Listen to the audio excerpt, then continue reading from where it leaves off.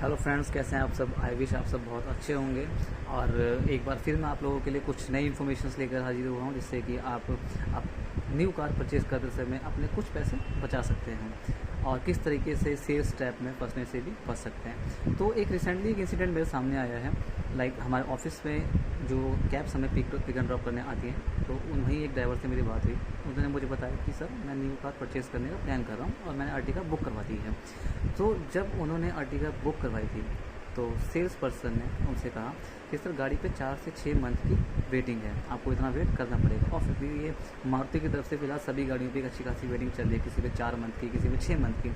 But इतना लंबा time लगता नहीं है, गाड़ी जल्दी अलॉट हो जाती है। कभी कभी 2 महीने में, 2.5 महीने में, और कभी कभी होता है कि 1 महीने में। या फिर ऐसा होता है कि सपोज़ आपसे पहले किसी ने बुक कर रखी है और अनफॉर्चुनेटली किसी रीज़न से वो कार परचेज़ नहीं कर पाया, तो उस अलॉटमेंट की कार उठा के दूसरे कस्टमर को दे दी जाती है। तो ऐसे में गाड़ी जल्दी मिल जाती है। तो बुकिंग के टाइम पे सेल्स एग्जीक्यूटिव ने कस्टमर से कहा कि सर, मैं आपकी गाड़ी जल्दी अरेंज करवा दूंगा, बस आप मेरा थोड़ा सा ध्यान रख लेना। अब यहाँ ध्यान रख लेने से उसका मतलब था कि थोड़ा बहुत खर्चा पानी कस्टमर उसको भी दे दें, जो कि लीगल नहीं है, जो कि सही नहीं है। बिकॉज वो उस सेल्स पर्सन का काम है, गाड़ी बेचना उसका काम है, जिसके लिए कंपनी उसको सैलरी देती है, प्लस गाड़ी का टारगेट मेट करने पे उसको इंसेंटिव भी मिलता है। तो यहाँ पे वो कस्टमर से डिमांड नहीं कर सकता कि सर, आप मेरा थोड़ा ख्याल रखना, मुझे थोड़ा खर्चा दे देना, या ऑल एंड पॉलिटिक्स। तो ये थोड़ा उसका कहीं गलत था। बट अक्सर होता ऐसा है कि जो हमारे ड्राइवर लोग होते हैं, ड्राइवर भाई होते हैं, जो कमर्शियल गाड़ी लेते हैं अपने कमाने खाने के लिए, अपनी रोज़मर्रा की ज़िंदगी के लिए, वहीं से उनकी ब्रेड एंड बटर चलती है। कमर्शियल गाड़ी लेके वो लोग कंपनीज़ में लगाते हैं, ओला ओवर में चलाते हैं, फिर उससे कमाते हैं, तब उनका घर चलता है। लेकिन अक्सर ये देखा जाता है कि कमर्शियल गाड़ी लेने वाले ड्राइवर्स को, कस्टमर्स को बहुत ज़्यादा मीन्स परेशान किया जाता है, ये कह के कि सर, आपका लोन नहीं हो रहा है, या आपके डॉक्यूमेंट में ये कमी है, आपके ये पेपर पूरे नहीं हैं। ऐसा कहकर उनसे एडिशनल पैसे ऐंठे जाते हैं। मैं ये नहीं कहता कि सारे सेल्स वाले ऐसा करते हैं, मेरी ये बात कुछ सेल्स वालों को ऑब्वियसली बुरी भी लगेगी, बट सारे सेल्स वाले ऐसे नहीं होते। कुछ होते हैं जो कि जेन्युइनली आपकी हेल्प करेंगे, कस्टमर की हेल्प करेंगे, बट कुछ ऐसे होते हैं जो कि मौके का फ़ायदा उठाकर वो सामने वाले से पैसे ऐंठने की कोशिश करते हैं, जो कि सरासर गलत है। तो यहाँ भी यही सीन हुआ। जब उन कस्टमर से उन्होंने कहा कि सर, आप मेरा ध्यान रख लीजिएगा, तो उनको लगा कि ठीक है भाई, ये मेरी गाड़ी जल्दी अरेंज कराएगा, तो देखते हैं, कर दिया जाएगा बाद में कुछ। तो हुआ क्या कि गाड़ी बुक करने के 1 महीने बाद ही, ऑलमोस्ट शायद 1 महीने पूरा नहीं हुआ था, पहले ही फ़ोन आ गया सेल्स वाले का कि सर, आपकी गाड़ी अरेंज हो गई है और मैंने आपकी गाड़ी अरेंज करवा दी है, तो आप बाकी की फॉर्मेलिटीज़ कर लीजिए। तो बाकी की फॉर्मेलिटीज़ में क्या था, उसका लोन करवाना था। तो जब लोन के लिए कस्टमर ने अपने पैसे दिए, डॉक्यूमेंट्स दिए कंपनी में, तो कंपनी ने वो डॉक्यूमेंट आगे बैंक को फॉरवर्ड किया। बैंक से अप्रूवल आया 9 लाख का। गाड़ी का एक्चुअल उनका 10,47,000, तो उसके अकॉर्डिंग 86% उन्होंने फाइनेंस किया, 9 लाख का अप्रूवल आ गया।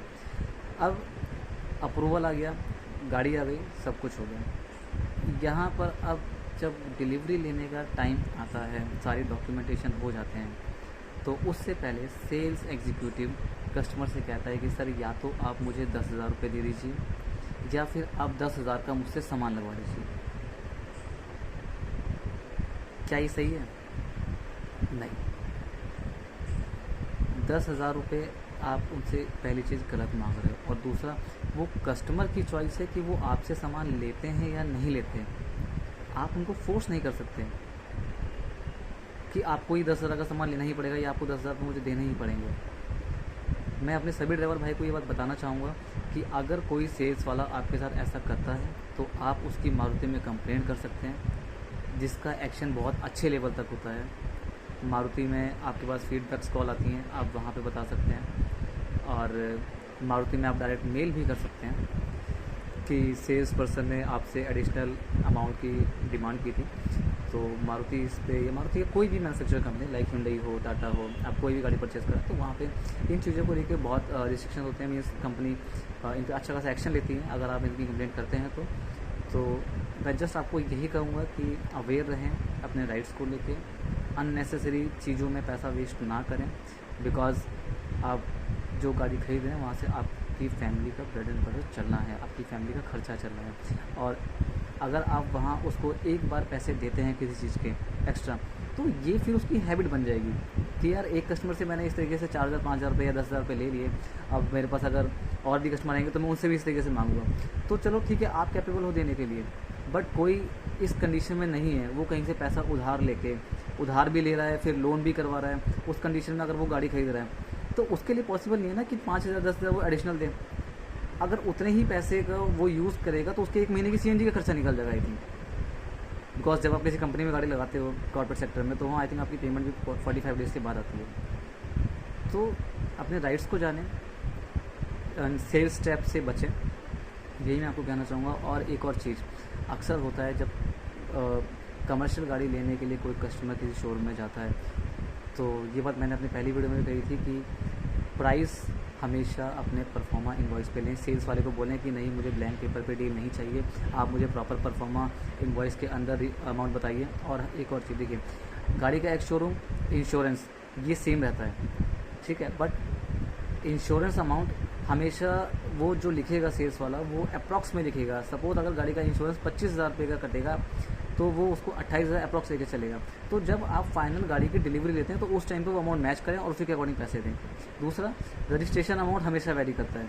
रजिस्ट्रेशन के लिए आपसे मांगे जाएंगे 20,000, 22,000, 25,000, बट ये एक्चुअल में बुराड़ी की क्या कॉस्ट है ये शायद बहुत ही कम लोगों को पता है। या फिर अगर आप बुराड़ी चाहते हैं, अगर मैं दिल्ली की बात करूँ, दिल्ली रजिस्ट्रेशन आप कमर्शियल ले रहे हैं तो बुराड़ी से होता है। गुड़गांव का लेंगे तो वहाँ का रजिस्ट्रेशन कॉस्ट अलग होगा। तो वहाँ की रजिस्ट्रेशन कॉस्ट जो कमर्शियल की होती है वो बहुत कम होती है, बट डीलर हमसे ज़्यादा पैसे लेता है क्योंकि वो उसमें काफ़ी सारी चीज़ें इंक्लूड करता है कि ड्राइवर का आना जाना, पेट्रोल डीजल जो भी खर्च होता है। तो इसके लिए आपके पास क्या ऑप्शन है कि आप 2 से 3 शोरूम में पता करें कि आपसे रजिस्ट्रेशन कॉस्ट क्या ली जा रही है। जो आपसे रजिस्ट्रेशन कॉस्ट सबसे कम ले, आप उस डीलर को चूज़ करें, क्योंकि गाड़ी का एक्चुअल में इंश्योरेंस हर जगह सेम आएगा, रजिस्ट्रेशन अमाउंट में ही वैरी करता है। तो रजिस्ट्रेशन अमाउंट जो आपको सबसे कम दे, आप वहाँ से चीज़ लें। अपने डॉक्यूमेंट्स पूरा प्रॉपर चेक करें। डील हमेशा परफॉर्मा इनवॉइस पे लें, बिकॉज कमर्शियल तो दूर की बात है, प्राइवेट डील लेने जब कस्टमर आते हैं तो उनको भी ब्लैंक पेपर भी दे दी जाती है, जो कि कंपनी की तरफ से अप्रूव नहीं है। कंपनी भी लाइक कोई मैन्युफैक्चरर है, मारुति, हुंडई, ये खुद जो हायर मैनेजमेंट के लोग होते हैं वो अलाउ नहीं करते कि आप ब्लैंक पेपर पे डील दें, बट सेल्स पर्सन्स करते हैं, जो कि राइट नहीं है। सो प्रॉपर परफॉर्मा इनवॉइस के ऊपर डील लें, उस पर कंपनी की स्टैंप लिखी होती है, कंपनी का नाम लिखा होता है, कंपनी की स्टैंप वो लगा कर देगा। सेल्स पर्सन के का नाम, कॉन्टैक्ट नंबर, सिग्नेचर, सारी चीज़ें वहाँ पर होती हैं। तो अपने राइट्स को पहचानें, एक्स्ट्रा पैसे कहीं ना दें। एक्स्ट्रा पैसे देना एक तरीके की ब्राइब है, उससे बचें। कुछ लोग ये भी कहते हैं कि सर हम आपका लोन करवा देंगे और आप हमें इतने पैसे दे देना, 5,000 दे देना, 8,000 दे देना, 10,000 दे देना। तो पहली चीज़ मैं आपको बताना चाहूँगा कि कभी भी कोई भी सेल्स पर्सन लोन अप्रूव नहीं करवाता। ये आप हमेशा ध्यान रखें कि सेल्स वाला कभी भी लोन अप्रूव नहीं करवाता। सेल्स वाले का काम सिर्फ इतना होता है कि वो आपसे डॉक्यूमेंट लेगा, उनका एक प्रॉपर सेट बनाएगा, जो डॉक्यूमेंट जिस हिसाब से लगाने हैं, पहले पैन कार्ड, आधार कार्ड, फिर आपका एड्रेस प्रूफ, फाइनेंशियल डॉक्यूमेंट, ये सब अरेंज करके वो बैंक के एग्जीक्यूटिव को दे देगा। बस इतना ही काम होता है सेल्स वाले का, इसके आगे कुछ नहीं। अब उसके बाद बैंक में डॉक्यूमेंट जाते हैं, फिर उसके बाद आपके पास फ़ोन आता है, टेलीफोनिक वेरिफिकेशन होती है, आपके घर पे लोग आते हैं, कई केसेस में आपसे गारंटर मांगा जाता है, उसकी वेरिफिकेशन होती है। तो इतनी फॉर्मेलिटीज़ देखने के बाद ही बैंक केस अप्रूव करता है। अगर कोई सेल्स वाला कह रहा है कि नहीं सर मैंने आपका केस अप्रूव कर दिया, तो वो बिल्कुल गलत कह रहा है। वो सिर्फ और सिर्फ आपसे पैसे हटना चाहता है और कुछ नहीं करना चाहता। तो वहाँ पर अगर वो कहता है कि सर मैं आपका लोन अप्रूव करवा दूँगा, पैसे दे दीजिए, पैसे मत दीजिए, क्योंकि लोन अप्रूव करने का पूरा काम बैंक का है।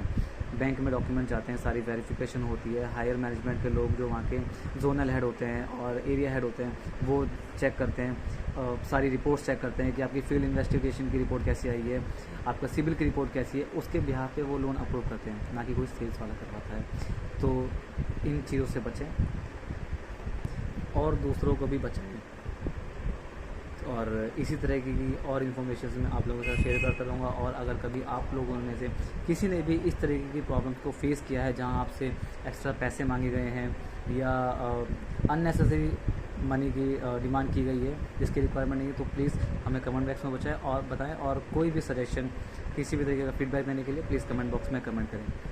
Thank you so much.